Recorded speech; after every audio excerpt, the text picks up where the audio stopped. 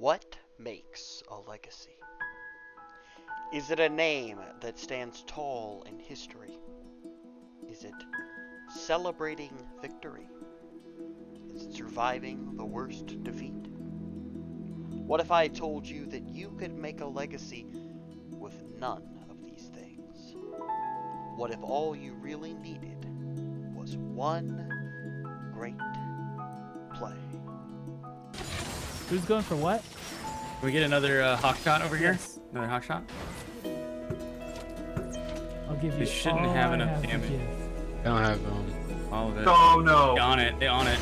Arrow coming in. All right, don't worry. Jordan's here. I have my Oh, it's in! It's like a dragon fight!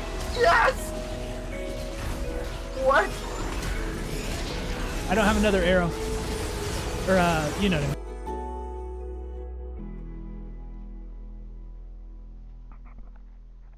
Well, look who finally made it. Welcome to tonight's episode of One Great Play, where we explore the great esports moments one memory at a time. My name is Matthew Graff, and I'll be your host for the evening. Tonight, we'll be dissecting the Arrow of Dreams and getting a glimpse into how 100TalkPod has made their mark, not only in esports fan-made content, but in our hearts in just 3 short years. Tonight we'll be doing several interviews and releasing tidbits of information that have never before been revealed. We'll also address a controversy. You won't want to miss it. Come along. It's going to be a fun ride.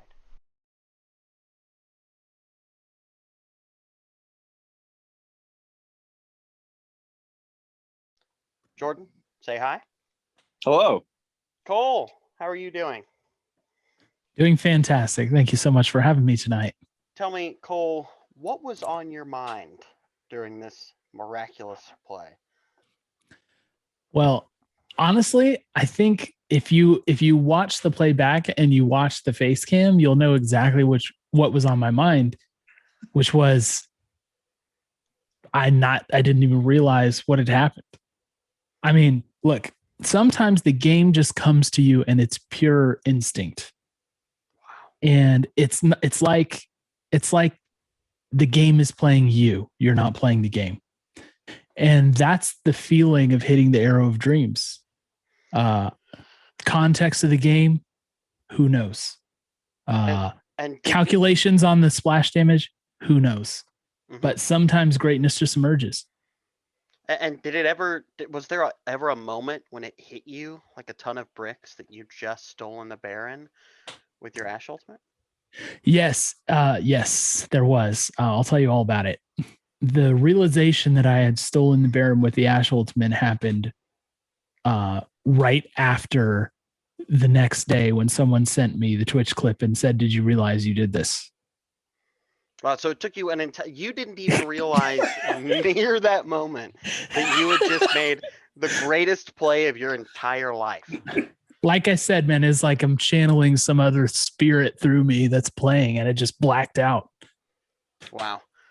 All right, Jordan, do you remember anything about the event? Because I mean, there's this great exaltation. You go, "Oh, wow. Did you realize at that moment what had happened?" Or No, I had no idea. So here's how it went.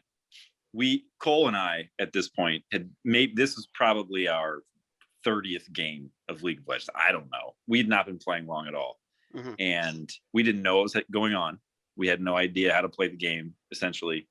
Cole, he had some pretty impressive camera work. If you go back and watch that clip, he was both the cameraman for Rec League and the marksman for our team. So hats off, even more impressive. Got that shot, the once in a lifetime shot to capture that once in a lifetime arrow. But I think I was somewhere behind the Baron, if I remember correctly. And my only thought was, thank goodness these other players are here who know how to play this game and what's happening to bail us out, because we were in a bad spot. And Wow. Sure enough, George, aka Militime, there made a play, did some stuff, and I saw stole the Baron. And my only thought was, he did it. He did it. He saved us again. It's a miracle. And then I saw Cole's picture, And I was like, but how is that even possible? Because he's in the bot lane. So the confusion was immediate for me. And like Cole, I didn't realize until days later, maybe. I think it showed up in a YouTube montage reel. And, luckily our Discord was there to explain what had happened to us. But I didn't actually realize that there was splash damage on the arrow. So it didn't make any sense to me at all.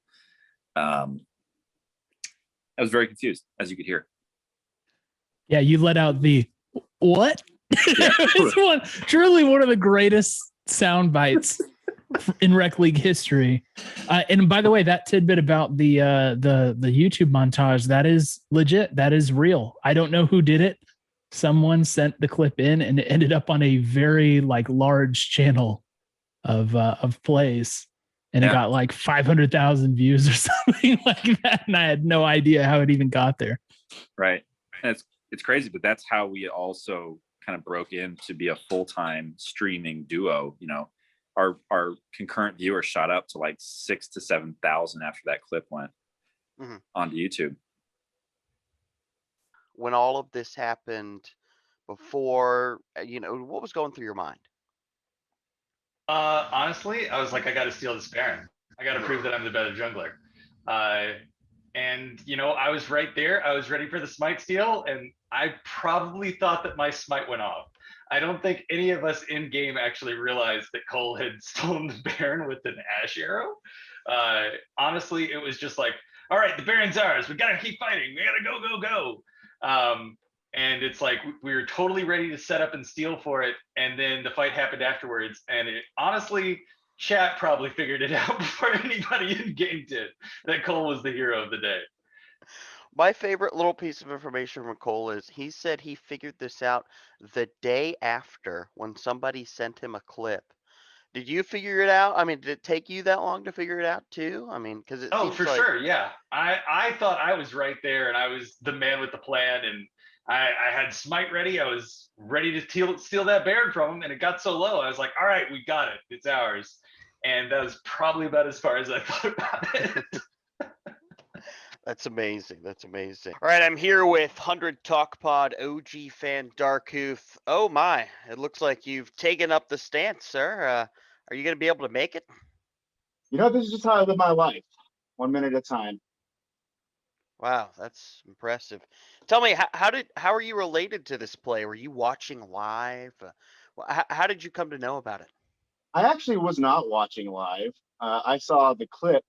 I don't remember why I wasn't watching live, but for whatever reason, I wasn't there that time. And I didn't even realize it happened. I've been playing this game for 7 years or whatever. I didn't even know Ash Arrow did splash damage. So I watched it, and I was like really confused for a minute. And I watched it again, and then I realized this is the greatest play anyone has ever made. It was so incredible that it really inspired a whole new generation of ADCs to try to match the commitment that he displayed, the poise that he displayed after pulling off such an incredible play. Wow, that's amazing. And can you tell me how this play changed your life? Well, it inspired a lifelong commitment to me. Every time now I see an Ashe, I'd nonstop spam ult Baron the entire game. That's all I do. And one day I hope to see it again.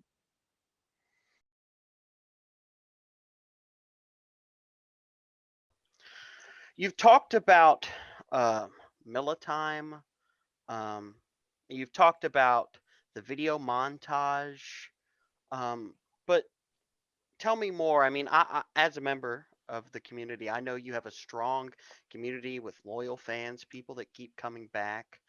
And you've been making great content, but you talked also about how, Cole was the camera guy then. So my question is twofold.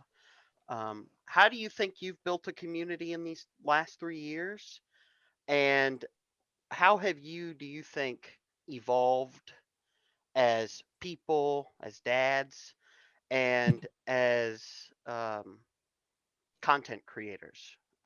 Either one of you can take that question. Yeah, you go first, Jordan, because I gave I an think answer to this on the other pod, but biggest breakthrough for us is when we stopped playing. We stopped playing the game and we just let other people play it, and then we let observer be the camera person.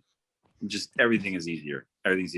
So that was big for us. That was a big move, a smart one. And clearly we haven't learned our lesson because we're going back in. We're going back into the rift here. that's right. Tomorrow we go back in. Tomorrow we go back into the fray. No, I mean, in all seriousness, I don't know. It's been a lot of fun, and I think it's always cool to look back on plays like this to remember, how it has evolved over time. And it kind of started out with us just playing games with the people who would also hang around and chat, and yeah, it's basically still what it is, but it's a lot of the things we do just kind of came out of ideas we had on, hey, wouldn't it be fun if, and then gave it a shot, and turns out, yeah, it's all been pretty fun.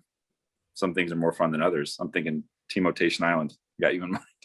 a lot of fun for us, less fun for the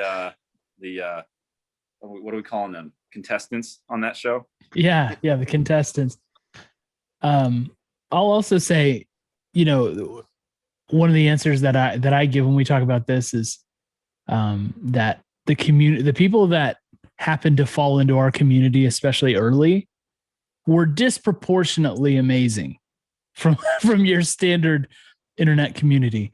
And so you'll know, like, a lot of the people who have founders badges are still in chat with us, after 3 years of 100 Talk. And just very generous, good people, good vibes. Rec League and 100 Talk has always been about good vibes the entire time. And that's always been a major thing. And we had a lot of generosity from the get-go. We had people like, Chris tonight. If you guys remember Chris tonight, gifting so many subs over and over in the channel when we basically barely got an affiliate at that point. Dylan Craven, who's in that clip, by the way, my support in that clip, he gave away like literally hundreds of subscriptions as well on Twitch. And people who are generous like that, it just makes it super fun for everybody, like, oh, like I've got a sub for this really small channel and now we're a part of it and we're part of the lore. The more we hang around and make jokes and those jokes last.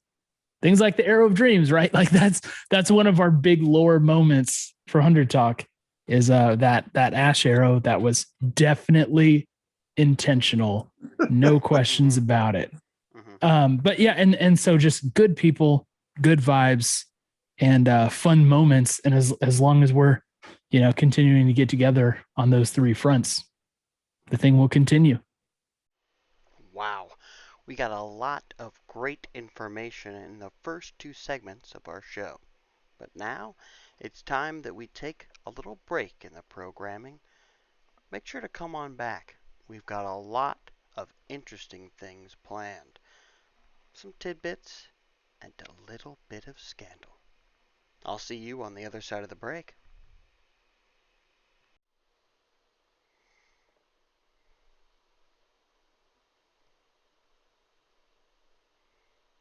Well, hello, old chap. No, don't be scared. It's just me, the emotions bot, the artificial AI made to help you feel better. Do you trust me?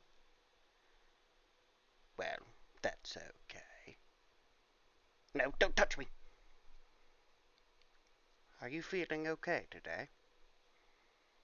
No. What if I told you I could help you feel better? Would you believe me? Oh, it's pretty simple. Just hold your hands up and slap them down at your waist. Yes, your waist. Look, just do it.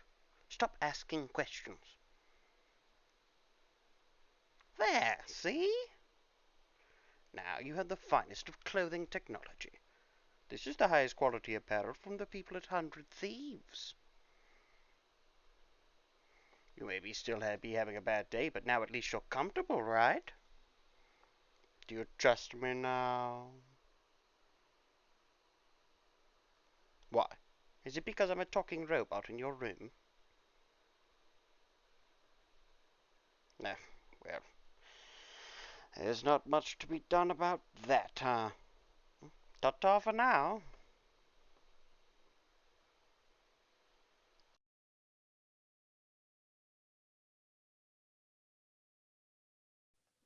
Well, and here's a question that I wanted to ask because I've never seen an answer to this question, and I want to offer viewers something a little spicy tidbit. Okay, when you started the podcast, when I started watching, you were called Den of Thieves. Okay, and you had a logo. I remember thinking that was a great title because I had read the book Den of Thieves for some reason, which is like some sort of financial thriller a la Buddy Ball or a boring Wolf of Wall Street. So the tidbit I want from you guys is what prompted the name change? Were there legal battles fought behind the scenes? Oh, this is an easy one. Hmm. What prompted the name change was the fact that we had never settled on a name in the first place. So Den of Thieves was the ultimate last second. We need some kind of name for this, and when we used it, we knew it was a placeholder from the get go. And shout out to everybody who liked the name Den of Thieves. We like you, but it was too obvious, right? It was too obvious and too easy, and we had to change it. And we knew that from the very moment we started under the Den of Thieves name. So Jordan, I don't know where 100 Talk came from. I don't really remember that, but I remember wanting something that was less obvious and that was still going to tie into 100 Thieves and what we do. And I don't think it was an immediate like ray of light that was going to be the name of the pod, but we had that name and we eventually went with it. I'm pretty sure you thought of it. I'm trying to remember. Most of the great branding, all of the great imagery comes from Cole. Yeah, I'll look at it like that is amazing. That's my contribution. So yeah, Cole's got the eye for the branding, the imagery, the kind of the overall like themes, certainly the overlays. He's the artist of the bunch. So and yeah, I think that's typically how stuff comes about. Is we just kind of kick ideas around. Usually we'll open up a Google Doc or something and just write stuff out, and some of it is not funny, and then every once in a while there's a line that is very funny, and we just hope that we find a place to actually use that thing. So we probably had a maybe it's saved in the cloud somewhere, but like a list of other names that were on the level of Den of Thieves that never saw the light of day. So I don't know, maybe next year we'll see if we can find that one.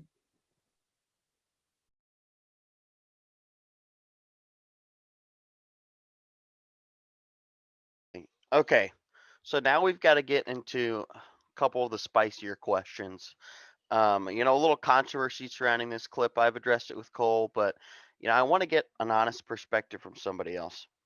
So you've at the beginning of the clip you call for hawk shot because you want vision, and how do you feel about the fact that Cole was farming in bottom lane while the enemy team was taking Baron?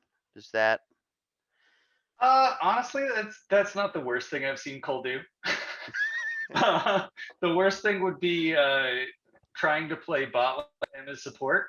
And his Blitzcrank is the stuff of legends. And when you approached me about this clip, I was like, wait a second, don't I have some spicier clips with Cole in it? But yeah, honestly, I think it was totally fine. We were probably pretty behind at this point in the game. I don't actually remember this game specifically. But I know that we were very, very pushed in the whole time. So we needed to get something going in one of our lanes, and the fact they happen to be on Baron, well, that's just how it goes. Yeah, exactly. So final question. At the end of the clip, there's a moment when Cole says, "I don't have another arrow." Yeah. Yeah. So, I mean, especially with what's been going on in the LCS lately, Dardoch gets benched again. Um, Sven's gone, Alfari's gone. Do you maybe think that Cole is toxic? I wouldn't go that far. I'd say always too optimistic is Cole. Him thinking he's got another arrow, he's ready to get it, keep going. Uh, but a little bit optimistic, realizing he didn't realize he made the hero play. Still thought he needed to do more in the fight. I'll take Cole. He was ready to go.